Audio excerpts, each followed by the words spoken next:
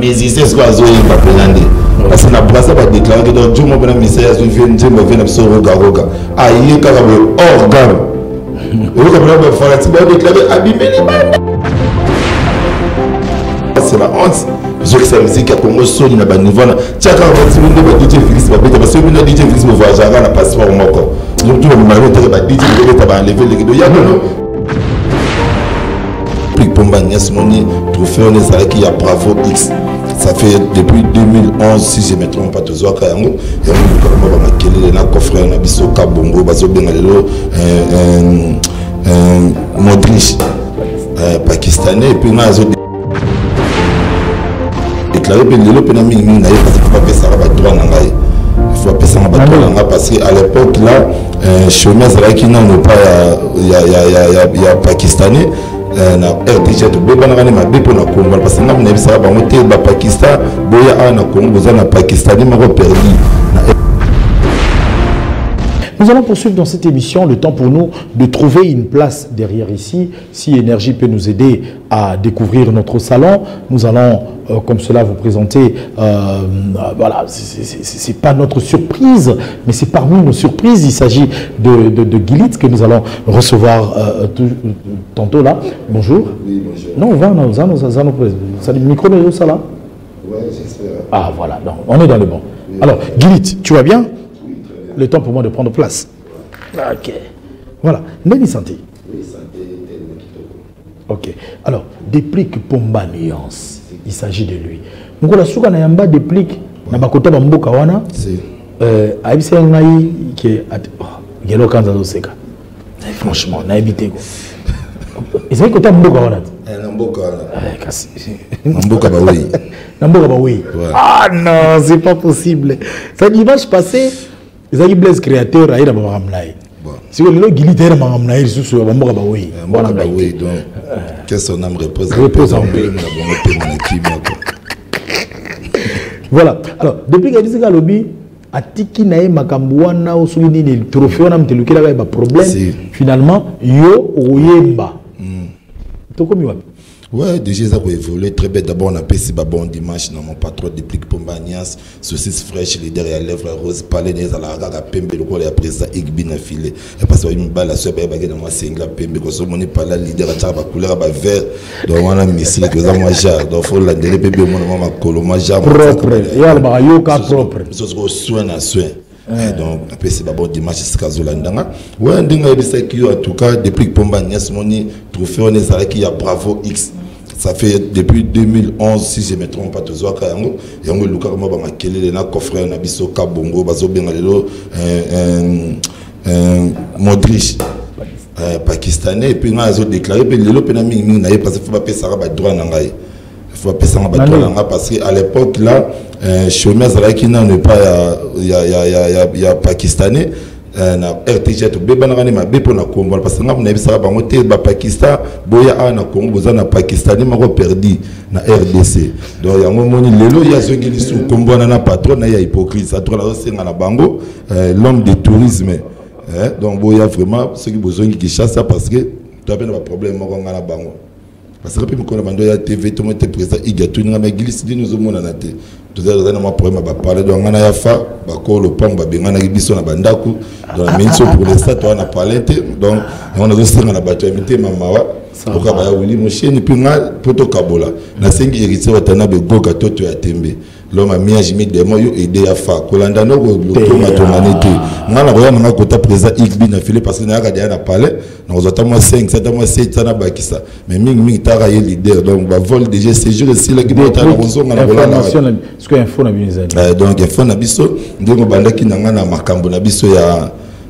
DJ Kabongo DJ Cookie et ça bongo générique DJ Cookie titre nango ça DJ Cookie dans la carte DJ Cookie en tout cas bon ça a décidé bon quand on a Gilit Kamoul Molobeli azo beta décalé Daddy RBG azo beta décalé featuring na petit MC Rigo parce que Rigo pas na moi ba race wana ba pembe wana quoi donc so MC Rigo azawana Gilit Molobeli azawana Daddy RBG azawana en tout cas ben kin partout dans le monde c'est du sérieux en tout cas na habité ba to ba beta na bango ba décalé mais en tout cas décalé on a évité pourquoi tu es dans bon parce que moni rumbe za la rapasi moni lelo biso lelo bolos c'est en tout cas s'il faut dire la vérité pour l'instant ça na générique m'a côté mais pas bolos donc générique le roi bolos c'était partout mais ceux qui to yebo na ba rumba kuti bana mia jimi demo télé mi on est piclé donc moi bouger ça to yebo kuti c'est problème à love na qui n'est pas maman na biso yebo na papa tilo ba so la raté le love vous comprenez donc moi ko lo beza donc so boya mon écran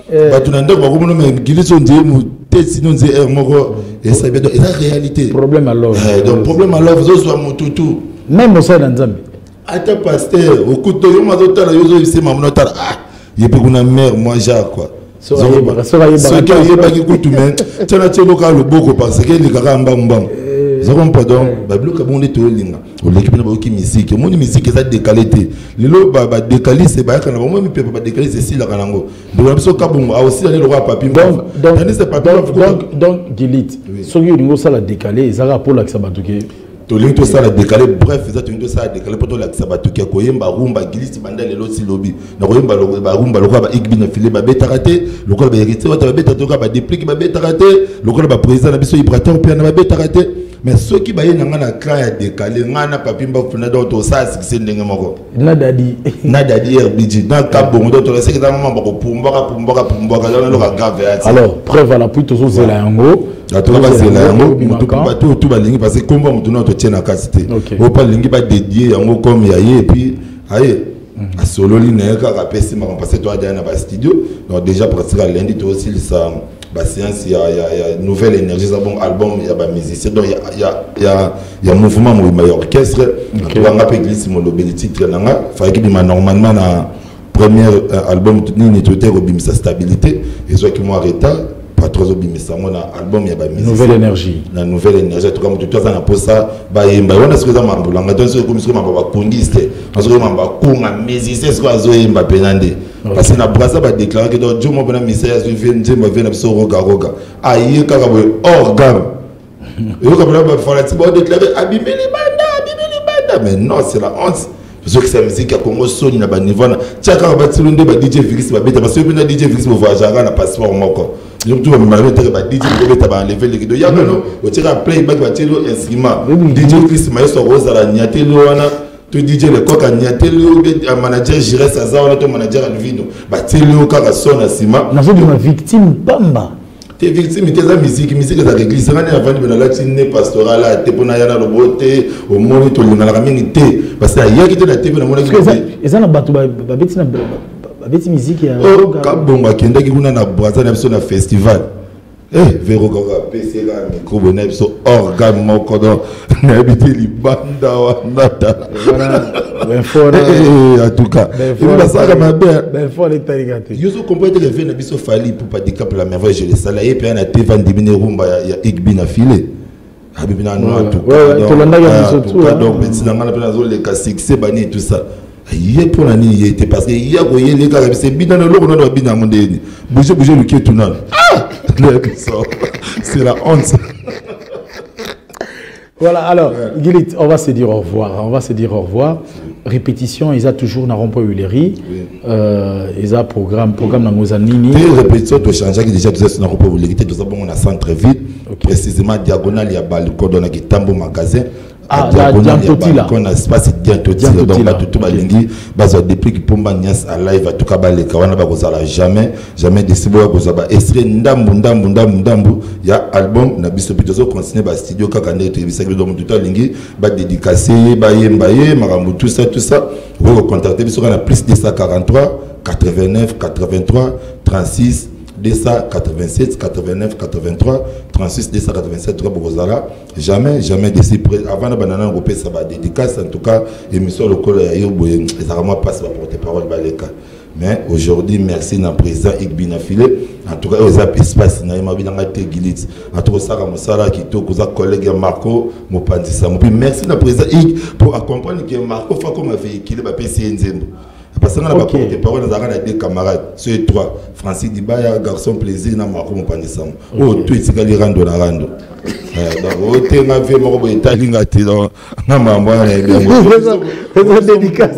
désolé. Nous avons payé la carte, iPhone 11, grand frère, ils ont raté. Il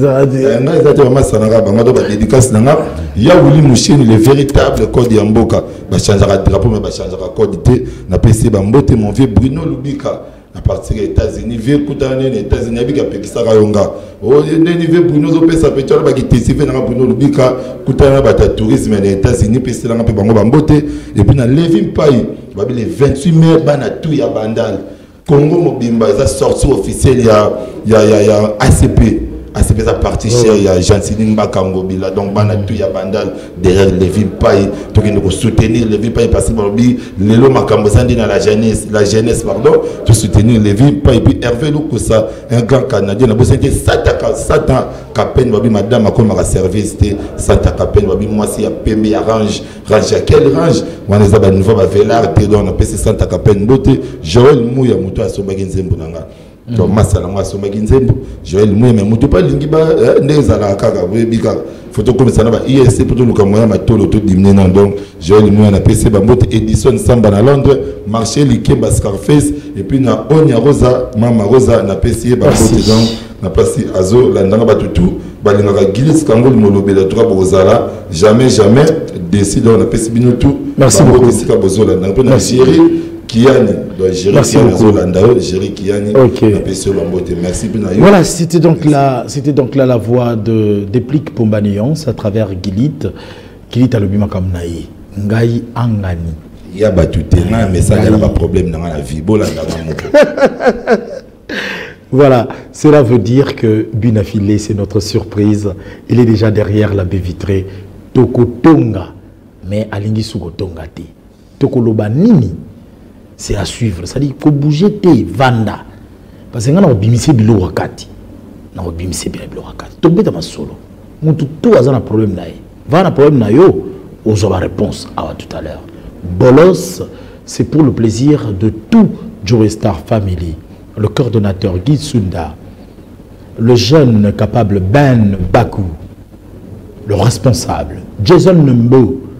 Le conseiller principal. Le conseiller Robert Mukoka, plus 277, le boss, est à Kinshasa. Dorcas Belekoko, Ipaki Bibi, Eriango Yorokoma, la chou de toute l'Ngobe, Jolingobe. Pour votre plaisir, Bolos, on se retrouve juste après. Voilà, de retour sur ce plateau. Quelqu'un m'a dit, Joey Okelabango Mawa, mode avion. Yarosa Maboutezate. Mode avion. Et notre invité est déjà là.